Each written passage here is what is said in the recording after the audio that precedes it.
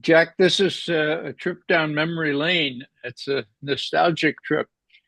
Uh, your bureau there at State and my branch at the CIA worked very closely together before the 1972 ABM Treaty, in large measure making that all possible. Even before doverai no proverai, Nixon and Kissinger needed it monitored and verified, and we fulfilled that function and helped see that we could play off China against Russia. But I like to fast forward a decade to the 80s. We weren't together personally then, visiting each other across the river, but I knew you were at the NSC, and you probably knew that I was briefing Weinberger at 7:30, Schultz at 8:30, often Vice President Bush at 9:30, because President Reagan preferred to sleep in and to hear from you all at 11:30. So I can really attest to the magic that you and Secretary Schultz, level-headed as you were, together with some cooperation from Vice President Bush at the time, you were able to face down Weinberger. You were able to face down my bosses, Casey and Gates, and with working with this Reagan that I really didn't appreciate until you described it here, you were able to persuade him that no, but Weinberger, we're not going down that path.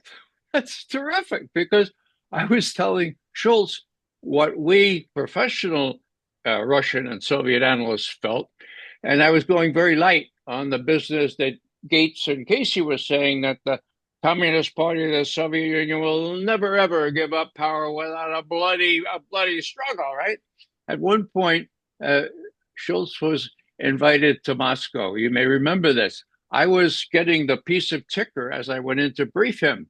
And so I said, Mr. Secretary, you've been invited to go to Moscow. They read it. They always read the ticker. They didn't read the polished stuff, but they always read the fresh stuff.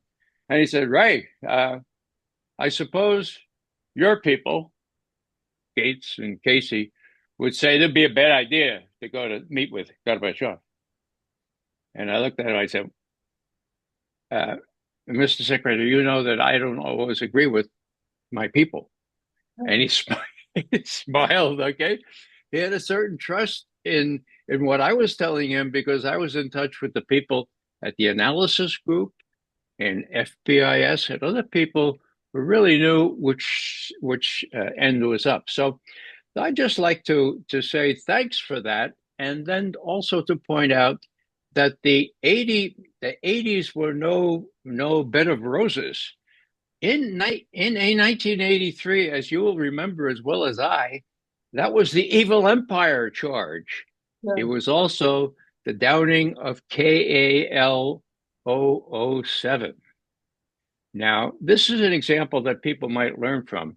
I was in Schultz's office the next day, and the information we had was, yes, the Russians shot down that aircraft.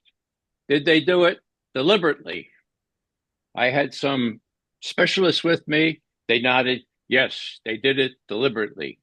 The next question, did they know it was a civilian aircraft? I said, well, go back and look at all the evidence, and you come back and tell the secretary tomorrow. They did. No, it was dark. It's very, very clear from the intercepted conversation control tower to pilot. He couldn't determine what kind of aircraft it was. As a matter of fact, a C-133 had just gone through there, or 136, whatever it is, as a spy mission. Okay, so what happened at the UN? Somebody took that part of the intercepted conversations from control tower to pilot out, okay? And what happened at the UN was these fancy guys, what was his name? The head of the propaganda place, he was from CBS or something. They made it seem at the UN that not only had the Russians shot down their civilian aircraft deliberately, but they knew that it was a civilian aircraft. A guy named Snyder, Alvin Snyder, wrote a book about this because he was in charge of the State Department uh, video and presentation group. You may remember who he was, Alvin Snyder. He said, "Look, we falsified that, and what I learned from that," says Snyder, "is that all countries lie, even good countries like us, and the trick is whoever lies first wins." Now, you are not of that persuasion. I thank you for that because you saved us from a whole lot of grief. And I hope that there are people in line to come to take the place of people like Blinken and Sullivan who are similarly motivated and knowledgeable about the real enemy here and not hateful of the Russians that you and I studied so hard and tried to understand. Sorry for this long, but it's kind of nostalgia dripping through here, Jack, and I thank you again for all you did to secure peace along the lines of what President Kennedy said in that wonderful speech. Thanks. Well, the biggest problem with that shoot down of the airline is first they denied they did it, and then they claimed it was a spy plane, which they continued to do. This was the problem.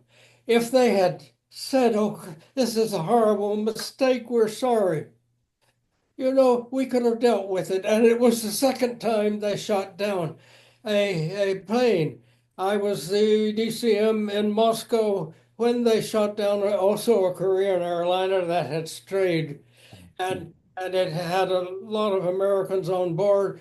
Actually, the Secretary of State was in town then, and he and the ambassador asked me to handle that with the Soviets, and we were able to bring in a Pan Am plane and get the people out. Two people were killed, but the pilot was able to land on a frozen lake.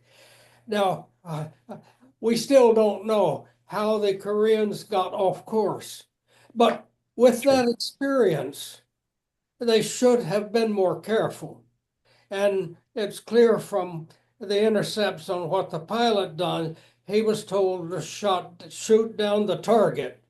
And of course, he did an IFF, a friend of foe, but a civilian airliner is not going to have that. So, and what he said, the target is destroyed.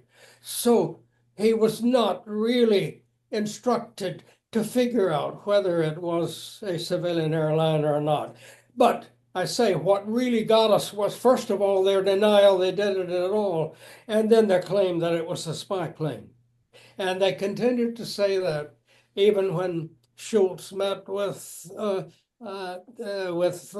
Gromyko in Madrid. They almost came to blows over that. Okay, but anyway, these were, of course, very difficult times. But at the same time, of course, shortly after that, then under Andropov, the Soviets were walking out of all their arms control agreements. And we said, well, we're ready to negotiate. In those days, it was they who wouldn't negotiate. Now it's we who don't negotiate. It's we who are making demands and so on. It's really sad. Thanks, Jack.